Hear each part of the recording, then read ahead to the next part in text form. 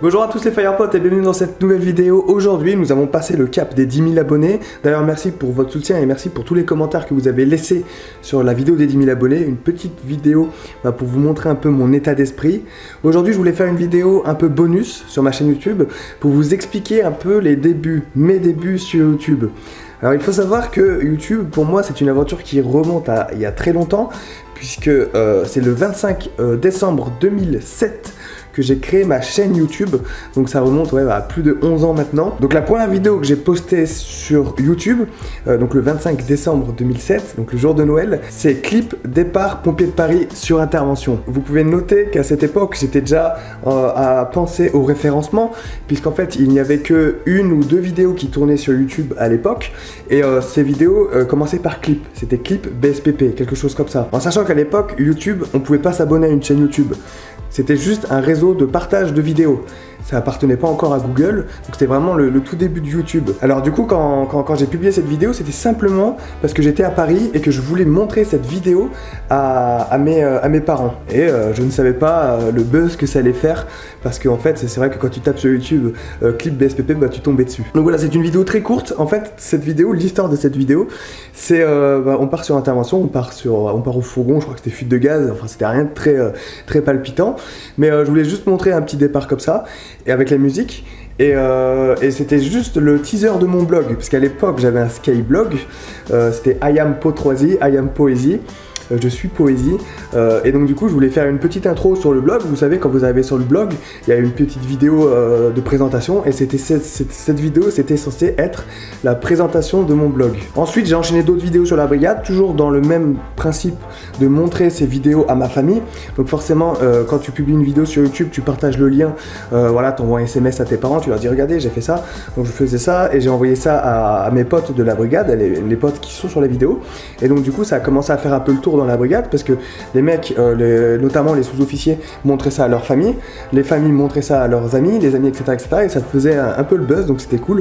Donc ma vie à la BSPP, c'était vraiment pour me montrer la vie que je menais à la brigade. Bien sûr, ces vidéos étaient publiées sur mon blog, toujours, donc sur YouTube, et après je mettais la vidéo sur le blog, et le blog générait beaucoup de vues. Je me rappelle, il y a des mois où je faisais 100 000 vues, c'était un truc de dingue. Et là j'ai commencé, on va dire, à me perfectionner, et j'ai commencé à faire des sortes de vlogs. Donc là j'ai commencé avec le feu de pavillon.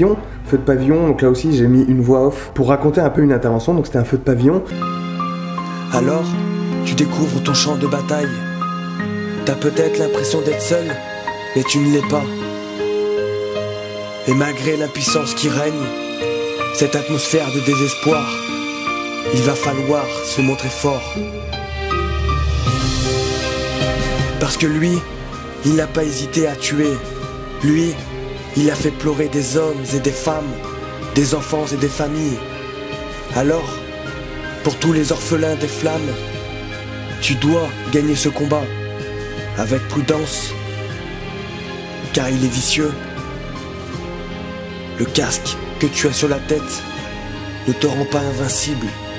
Donc voilà, ça aussi c'est des vidéos, c'était un peu plus, on va dire romancé, mais c'est des vidéos qui ont fait le succès du début de ma chaîne en fait. Donc il y a eu ça, et ensuite il y a eu la vidéo bien sûr qui a cartonné, la vidéo feu d'immeuble plus sauvetage. Donc là pareil, je marque feu d'immeuble BSPP, quelque chose comme ça, plus le mot sauvetage. Donc forcément quand on fait des recherches sur Google, on tombe sur cette vidéo, et c'est ce qui a fait le succès de cette vidéo.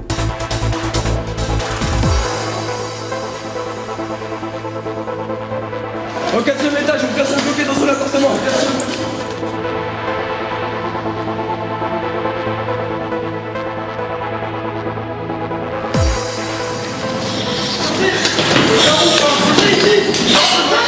Allez, venez avec nous, allez, descends. Il reste du monde. Il est tout seul, les gars, il y a du monde. Ok, on y va.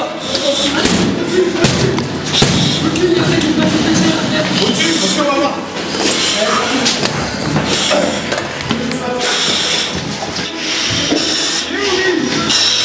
Tu es là, Manu, t'es où toi? Tu es là. Ok. À droite, il y a un appartement là. Oui. Voilà, rentrez dans l'appartement. Restez dans l'appartement. On se calme. Mettez-vous là. Restez là, hein. Ouais, on vient vous chercher, hein. Vous restez là, hein. On vient vous chercher, d'accord? Bon, vous restez là. On va voir dans les autres appartements qu'il n'y a pas du monde. On essaie de ne pas enfermer, d'accord? Ça craint rien, c'est en dessous. On ne vous oublie pas, d'accord? C'est intéressant parce qu'à l'époque, donc YouTube n'était pas ce qu'était YouTube maintenant. Et quand on regarde les commentaires, à part pour cette vidéo-là, sur la première vidéo par exemple, il y a seulement 3 commentaires alors qu'il y a plus de 100 000 vues. À l'époque, on pouvait peut-être pas forcément mettre de commentaires, ou les gens ne le savaient pas. Ensuite, j'ai fait la vidéo Protector of Paris. Protector of Paris, ça aussi c'est une vidéo qui a eu pas mal de succès et qui m'a bien défini. Je rencontre encore des gens aujourd'hui qui me parlent de cette vidéo Protector of Paris. Protector of Paris, les protecteurs de Paris. Donc c'est une vidéo où en gros je dis que je pars de la brigade. Pareil, j'avais fait un petit truc romancé et tout, c'était plutôt sympa, ça a fait pas mal de vues. Et pareil, moi je faisais ça, je m'éclatais, je mettais ça sur YouTube, pas dans le but que ça fasse des vues, c'était juste le but de partager ça à mes amis. Voilà, et de un peu documenter ma vie, comme ça quand je regarderai cette vidéo plus tard, je me rappellerai de ces souvenirs en fait. C'était juste ça le but principal. Et après, YouTube c'est devenu une plateforme un peu plus, ça a été racheté par Google et c'est devenu une plateforme un peu plus on va dire où il fallait qu'il y ait des vues, il fallait qu'il y ait du monde qui s'inscrivent, il fallait que les gens restent sur YouTube. C'est devenu plus une entreprise pour faire venir des gens et surtout faire rester des gens sur YouTube. Mais ça je le savais pas, moi j'étais dans mon petit délire à poster des vidéos à droite à gauche et j'étais pas régulier du tout. Après je savais qu'à la brigade ça allait être j'allais être repéré et je l'ai été repéré. C'est monté très haut, c'est monté jusqu'au général parce qu'on n'a pas le droit de faire des vidéos en uniforme à la brigade, ce qui est normal. Donc du coup moi je l'ai fait en pensant que ça serait pas vu, mais finalement ça s'est vu. Et bon, après c'est monté haut jusqu'au général, c'est redescendu jusqu'à moi, mais j'ai été couvert par mon commandement, pour vous la faire courte parce que ça a duré des mois. Mais j'ai été couvert par mon commandement, le CDU, le capitaine, en gros le chef de la caserne m'a couvert et ça s'est plutôt bien passé. On m'a juste demandé d'arrêter, j'ai arrêté. Les vidéos sont toujours sur YouTube, donc du coup c'est cool parce que ça génère toujours des vues et des gens qui rentrent sur ma chaîne YouTube grâce à ces vidéos là. Donc ensuite, comme je savais qu'à la brigade je pouvais plus faire de vidéos pompiers de Paris, je me suis dit tiens, je vais faire les vidéos aventure parce qu'à cette époque j'étais à fond dans l'aventure. J'avais le projet de faire des ultra trails, de faire des courses de ouf, de faire des ascensions de montagne, etc. Donc je me suis dit je vais faire pareil, je vais faire des vlogs et je vais expliquer un peu mon ressenti. Donc c'est marrant parce qu'à l'époque où j'ai fait ça devait être dans les années 2008-2009, ça n'existait pas trop sur YouTube. Donc je faisais partie des précurseurs, mais sans le savoir, parce que moi je vous le dis, à l'époque quand on faisait des vidéos sur YouTube, on faisait juste des vidéos pour faire des vidéos, c'était juste un kiff, un délire. Donc du coup j'ai fait la montagnarde. Je crois que c'est une de mes premières vidéos aventure, la montagnarde. Donc c'est un ultra trail de 120 km. Et là je commence à filmer tout et tout. C'était vraiment une aventure difficile, j'en ai vraiment chié, 120 km, 10 000 mètres de dénivelé positif. C'était vraiment dur, mais j'ai tout filmé l'aventure et j'en ai fait un montage que j'ai publié sur ma chaîne YouTube. Et en fait c'était un événement à l'époque, je me rappelle, je voyais ça comme un événement et je faisais des teasers en fait. À chaque fois que je faisais une aventure, donc là c'était la montagnarde, j'ai fait un teaser d'1 minute.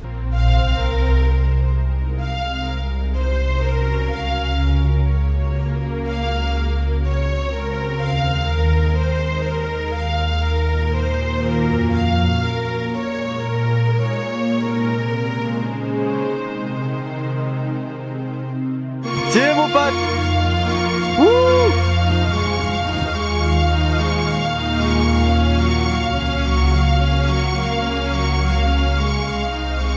C'était l'enfer.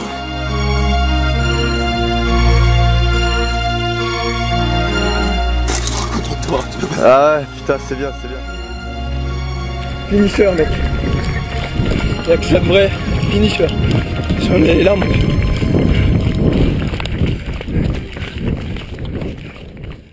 Et du coup après j'invitais mes potes pour donc le teaser je le diffusais sur internet, je le montrais à tout le monde et je faisais une soirée, mais une soirée monumentale chez moi à Paris dans le 12e arrondissement.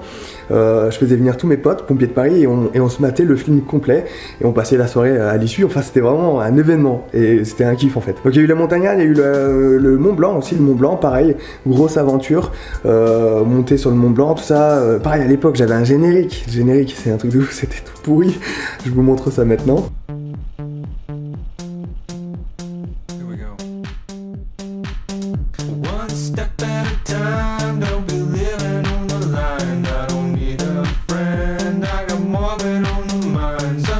Donc ouais, donc j'avais fait un générique, je faisais ça, c'était un événement, je vous dis, je faisais une vidéo, il fallait faire une soirée derrière pour la mater, et ensuite on fêtait ça, comme un réalisateur qui fête son dernier film quoi. À l'époque je faisais quoi, une vidéo, voire une vidéo par mois, voire tous les 2 ou 3 mois, c'était vraiment pas régulier du tout, quoi. Ensuite, il y a bien sûr eu la Diagonale des Fous, donc grosse vidéo sur ma chaîne YouTube, parce que la Diagonale des Fous, enfin, moi c'est pareil, je fais la Diagonale des Fous, mais maintenant, on parle encore, on me dit encore, mais t'as fait un truc de dingue.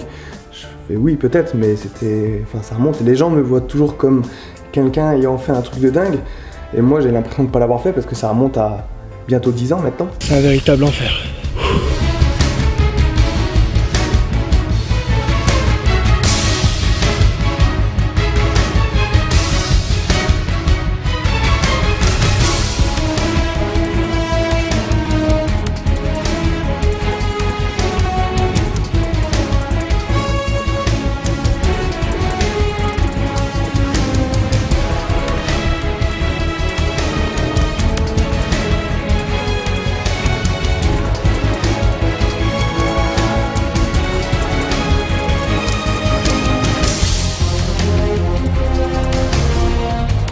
Trop dur.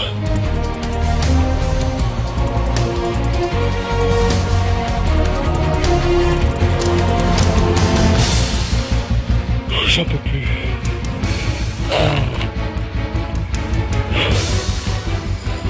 Je vois vraiment pas comment je vais pouvoir aller jusqu'au bout.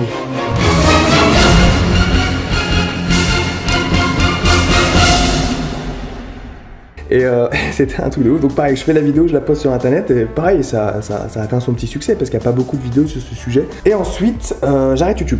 Clairement, après la Diagonale des Fous, j'arrête YouTube. Donc je ne sais pas pourquoi, parce que c'est quelque chose que j'adorais vraiment. C'était un kiff, quelque chose que j'ai vraiment aimé. Et la première fois que j'ai quitté la brigade pour développer ma chaîne YouTube avec un pote.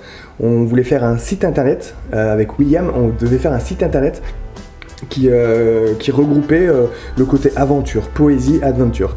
Donc c'était un concept qu'on avait en tête et je devais quitter la brigade pour ça.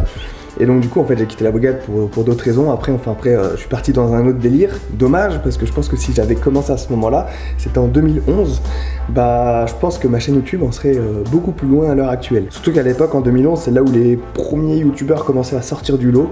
Mais bon c'est pas grave, j'ai vécu une autre aventure à la place. Du coup les années ont passé et le 7 février 2017 je publie une vidéo. Donc c'est la première vidéo que je fais en mode youtubeur avec facecam où je parle à la caméra. Donc à l'époque j'écrivais mes textes, d'ailleurs si vous regardez bien je suis un peu mal à l'aise et en plus j'ai du matos de merde, je galère, c'est dur, mais j'essaie de faire au mieux pour vous présenter des vidéos de qualité. À la fin de ces 2 mois, ils seront incorporés en compagnie pendant 4 mois où ils devront faire leurs preuves.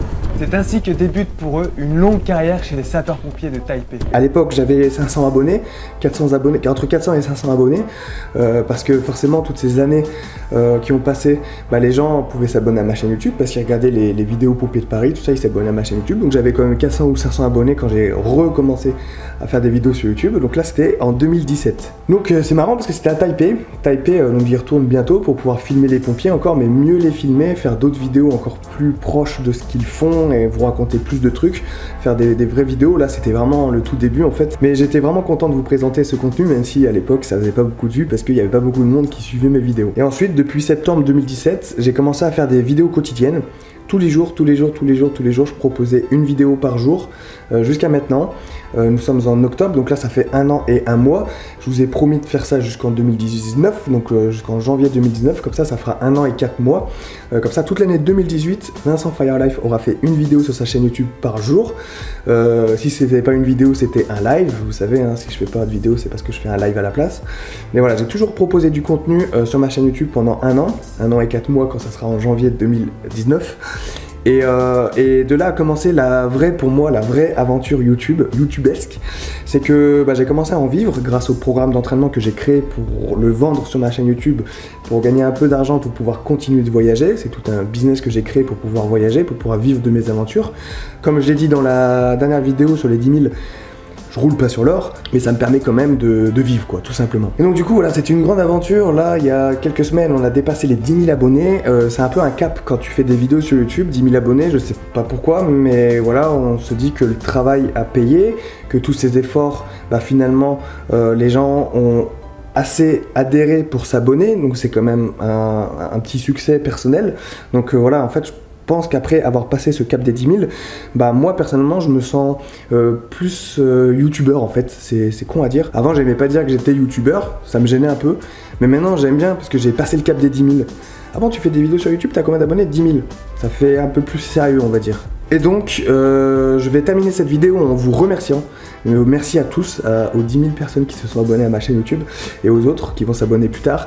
Merci à tous de me soutenir par vos commentaires, par vos messages, par le partage de mes vidéos, par les likes et les pouces bleus, tout ça c'est super, ça m'aide beaucoup et en plus ça fait plaisir parce que je me dis que mon travail vous plaît, donc ça me pousse à continuer. Merci à tous, je vais continuer dans cette même direction, à faire des vidéos, à vous proposer du contenu.